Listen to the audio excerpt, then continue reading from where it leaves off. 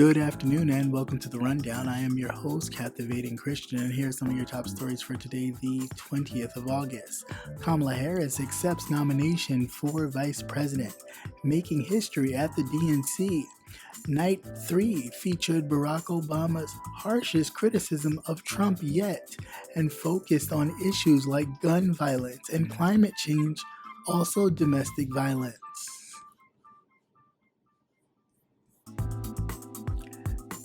Ex-FBI lawyer admits to false statement during Russia probe.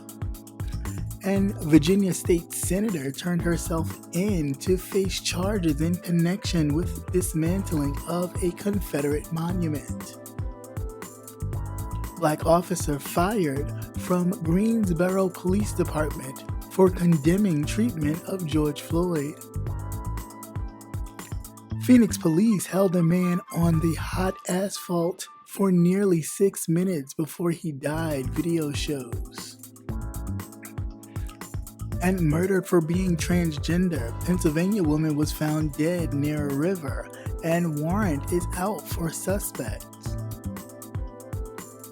Amputation. Let's get to the news.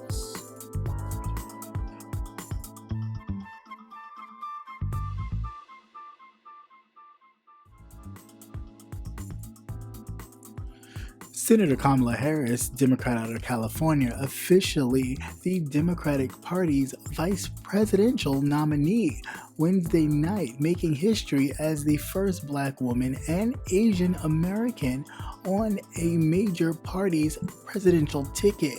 Harris, the child of a Jamaican and Indian immigrant, accepted her party's nomination in a speech. She wove her story into America's story, which has become so polarized amidst the Trump-era debates over Confederate monuments and fights over who gets to be a real American. Harris shouted out her Black sorority sisters and walked off the stage to Mary J. Blige "Work That," making the case that making the country more just for all is an act of patriotism.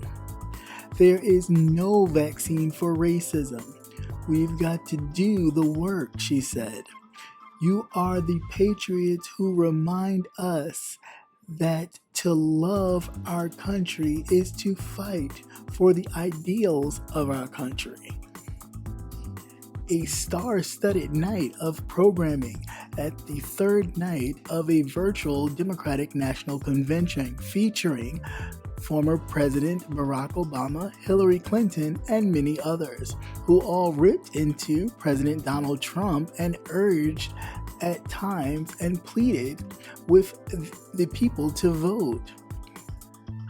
In a segment devoted to gun control, the first of several that highlighted priorities for a Biden and Harris administration, former Arizona Representative Gary Giffords of Arizona, who became a gun control activist after she was shot in the head back in 2011.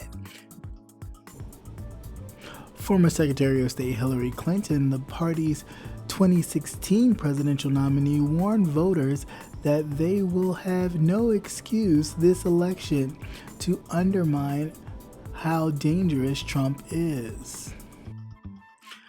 Speaker of the House Nancy Pelosi, Democrat out of California, speaking after Clinton, drew attention to the fact that a vast majority of the 105 women currently serving in the House are Democrats, but Pelosi, also wearing all white, also named Trump and Senator Mitch McConnell as obstacles to bills related to immigration, LGBTQ rights, police brutality, economic relief to Americans suffering during the coronavirus pandemic, and much more. Later, Senator Elizabeth Warren of Massachusetts, speaking from an early childhood education center in her home state, drew further attention to the COVID-19 crisis that had under Trump. She pointed out how the illness and the subsequent economic consequences has disproportionately hit families of color. Obama did not hold back indirectly attacking his successor. The administration has shown it will tear down our democracy if that's what it takes to win, Obama urged in what was likely his sharpest criticism of a former president has ever launched at a sitting president.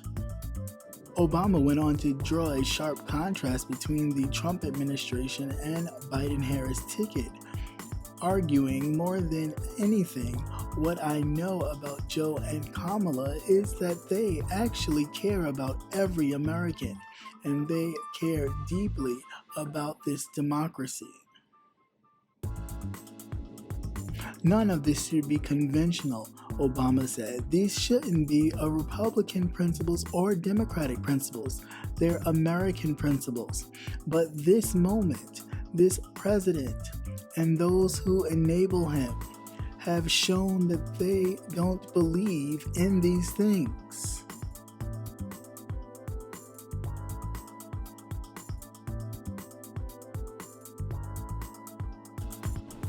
Former FBI lawyer pleaded guilty Wednesday to altering a document related to the secret surveillance of a former Trump campaign advisor during the Russia investigation. Kevin Clinesmith is the first current or former official to be charged in a special Justice Department review of the investigation into ties between Russia and Donald Trump. The 2016 presidential campaign. Attorney General Bill Barr appointed John Durham, the U.S. Attorney in Connecticut, to scrutinize the decisions made by officials during that probe. Clinesmith pleaded guilty via audio conference to a single false statement charge, admitting that he doctored an email that the FBI relied on as it sought the court's approval to eavesdrop on a former Trump campaign aide, Carter Page, in 2017. The sentencing guidelines calls for 0 to 6 months in prison, but the punishment is ultimately up to the U.S. District Court judge, who accepted Clinesmith's plea. Clinesmith resigned from the FBI before the internal disciplinary process was completed. The case highlighted broader problems with the FBI's surveillance applications on Page, an issue that has long animated critics of the Russian investigation. Charging documents filed on Friday say Clinesmith altered an email he received in June of 2017 from another government agency to say that Page was not a source for that agency, then forwarded along to a colleague. The document does not say which agency, but Page has publicly said that he had worked as a source for the CIA. Clinesmith mostly answered formatic questions from the judge with brief responses, but he did elaborate to clarify the nature of his conduct and to make clear that he thought the information he had included in the email was factually accurate at the time he altered it. The Justice Department Inspector General reported issues last December found significant errors and omissions in the 4 applications that the FBI submitted to eavesdrop on Page, and said officials failed to update the court after receiving new information that undercut the original premise that Page may have been an agent of a foreign power. The Senate Intelligence Committee's report on Tuesday that examined the link between Trump associates and Russia also identified flaws in the FBI surveillance, including its reliance on a dossier of opposition research compiled by a former British spy who was funded by the Democrats.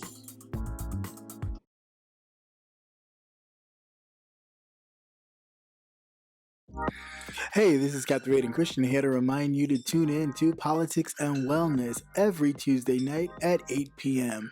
Politics and Wellness every Tuesday night at 8 p.m. You never know what you might get.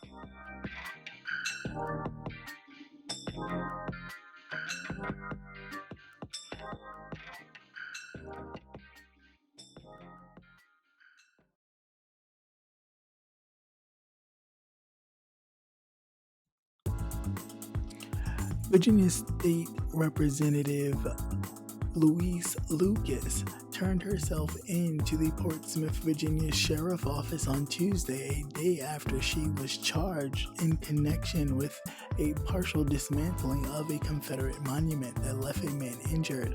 Lucas has been charged with conspiracy to commit a felony and injury to a monument in excess of $1,000.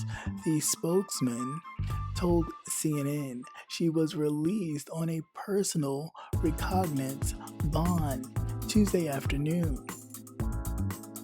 Lucas is one of 14 people charged as a result of a June incident that led to a life-threatening and permanent injury of a man. Police previously announced all but one of the individuals facing charges have turned themselves in and has been released on personal recognizance bond. Among those charged was the Portsmouth School Board member, local NAACP chapter, and 3 public defenders. The charges have drawn condemnation from the Virginia Legislative Black Caucus along with other Democrat officials. Lucas has been a member of the state Senate since 1992. She became the first Black woman to serve as president pro tem of the state Senate, according to the Virginia State Senate Democrats.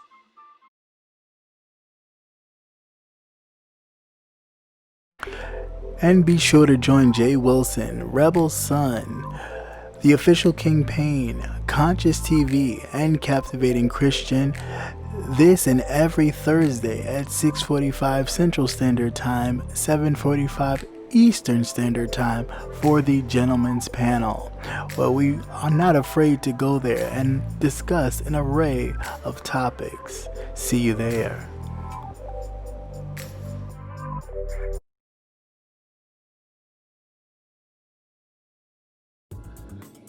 A police officer who condemned the treatment of George Floyd in a viral video has been fired from his department.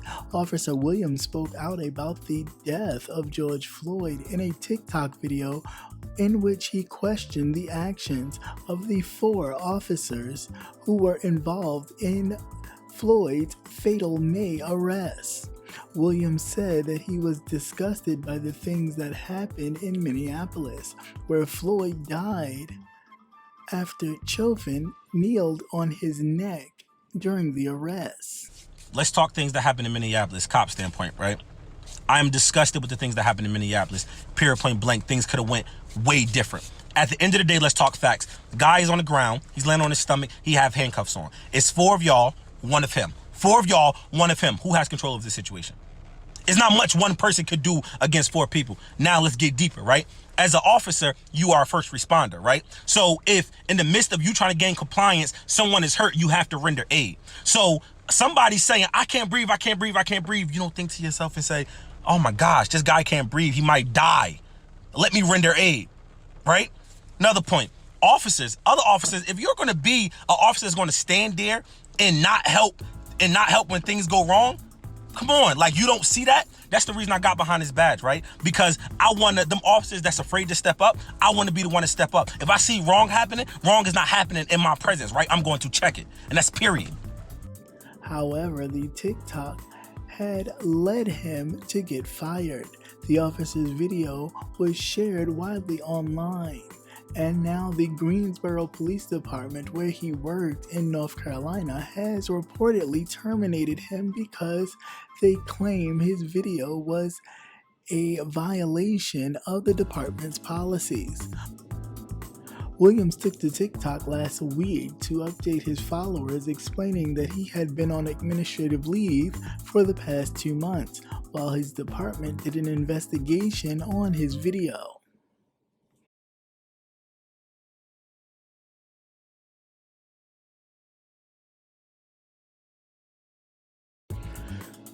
Surveillance body cam footage, Warrant, and photos were released Tuesday afternoon regarding the death of a man in Phoenix in police custody on August 4th, showing he was held on a hot asphalt for nearly 6 minutes and sustained what appears to be burns before dying.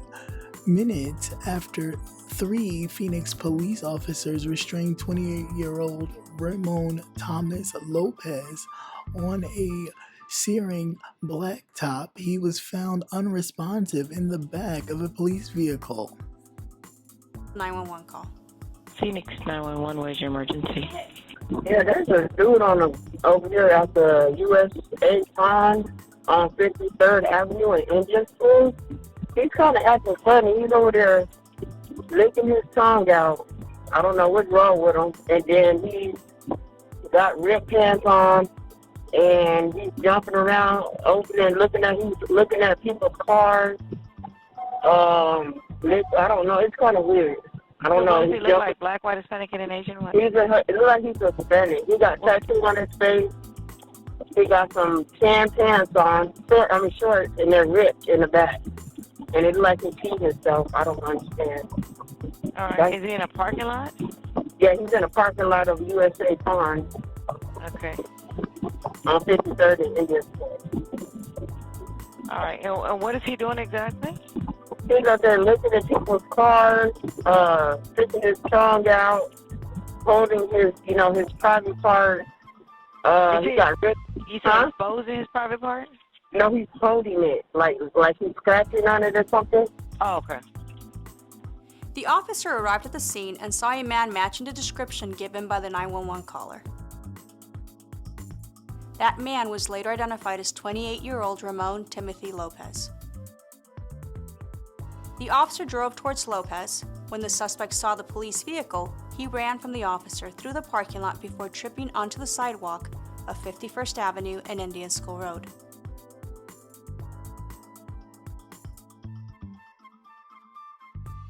Lopez appears to fix his shoe and once again stands up and runs across the street.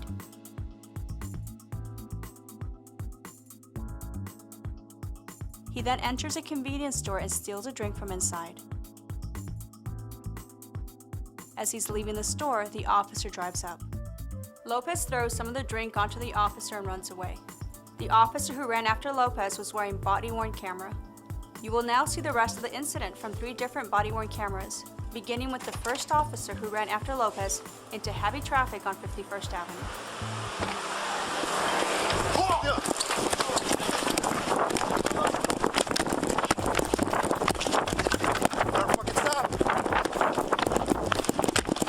While the officer followed Lopez, the man continued throwing the drink onto the officer. Eventually, the officer was able to grab Lopez, and both of them fell onto the roadway. While the first officer attempted to arrest Lopez, 2 additional officers arrived to assist. Lopez refused to comply with the officers as they tried to place handcuffs on him. The officers held his arms and legs to keep him from kicking.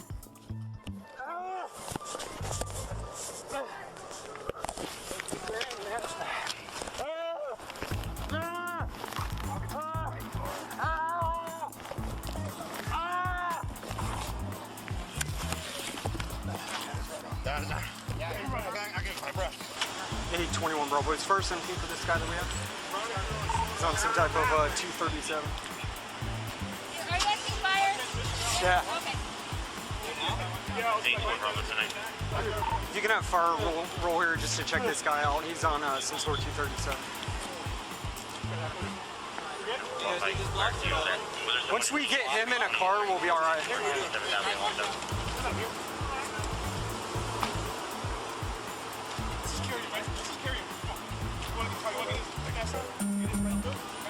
India 5 or India 320, 85 Avenue over there, 3322. north 57. You see the patrol car starts running, ran to oncoming traffic. They walk. No, he's fine. I had to give him back.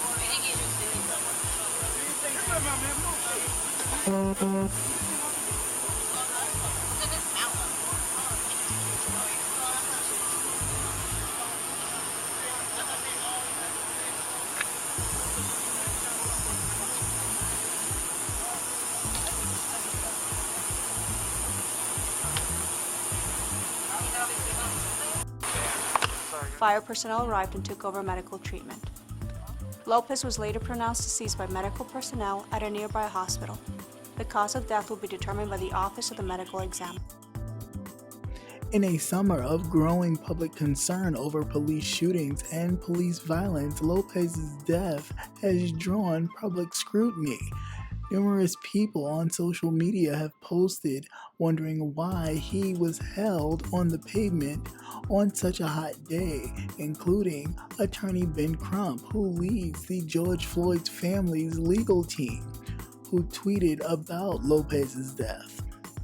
Since 2017, there have been 39 in-custody deaths in the county, not including Lopez, according to the County Attorney General's Office website. Dominique Rem'mie Fields, 27, was found dead in the Catskills River in June, the victim of a homicide. She was beaten and stabbed. Her severed legs were discovered nearby. Her death was one of at least 28 transgender homicides this year, according to the data from the National Center for Transgender Equality. Last year, there were 26 homicides, but experts say more deaths go uncounted because police and family members don't accurately report the victim's gender. Police identified Faye's suspected murderer as 36-year-old Akhenaten Jones. A warrant was issued for his arrest, but to date, he has not been apprehended. Because Falls was well-liked and well-known in the community, people are coming forward to share their stories to help catch her killer. They are sharing emails, texts, and information. Philadelphia's LGBT activist Cornell Steffens became close with Feld, and Feld was living at Morris House, an inpatient treatment center for trans people. If you have any information about Feld's murder, or if you have seen the suspect, Akhenaten Jones, please contact the Philadelphia Police tip line at 215-686-TIPS. That's 215-686-8477.